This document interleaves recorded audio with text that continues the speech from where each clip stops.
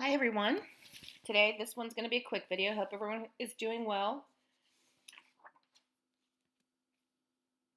Today's topic is calorimetry. In the last lesson, you used the simulation to see what happens when you heat up a piece of metal and you add it to the water. The next part of that is to learn how to use that simulation to determine the specific heat of an unknown metal.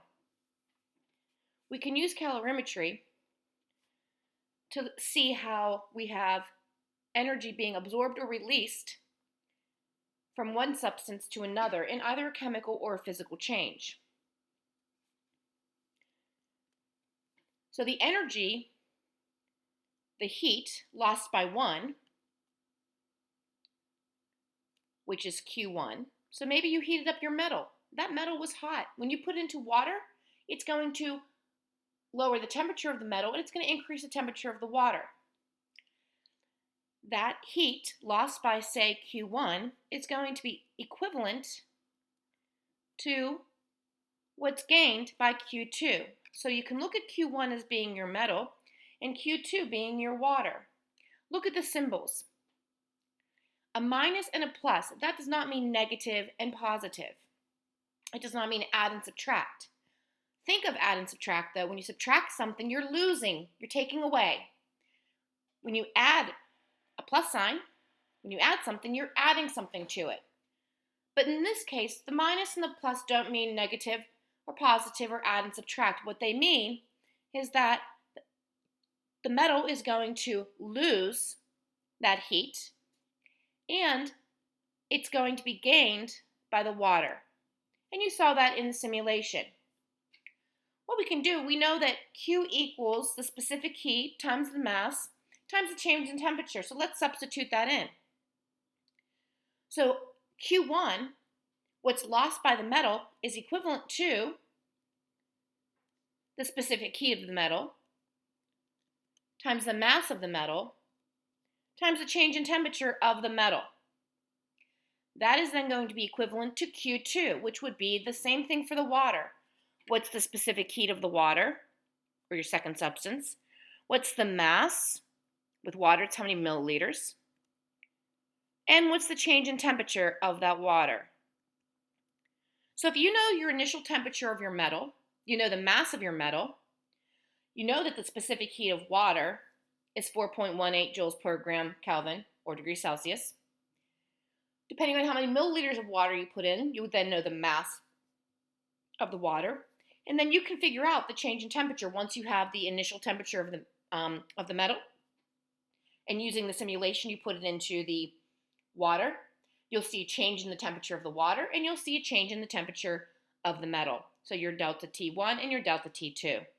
That leaves the specific heat of 1, which is the metal. And you can then use this formula and your data to calculate the specific heat of the unknown metal. You want to make sure that the temperature of your metal is definitely a lot higher than, say, the temperature of the water. So in a sample problem, you have an unknown metal. You do know that you have a mass of 100 grams, and you heated that to 85 degrees Celsius. You then placed that in the calorimeter, which had 95 grams of water, or milliliters. The temperature of the water initially was 25 degrees Celsius. Once you added the metal, the final temperature of the whole entire system, which includes both the metal and the water, was 29.6 degrees Celsius. What is the specific heat of the metal? So you're solving for that CP1, the specific heat of substance 1. We know the following. We know that the specific heat times the mass times the change in temperature is equal to the specific heat times the mass times the change in temperature of, say, the water compared to the metal.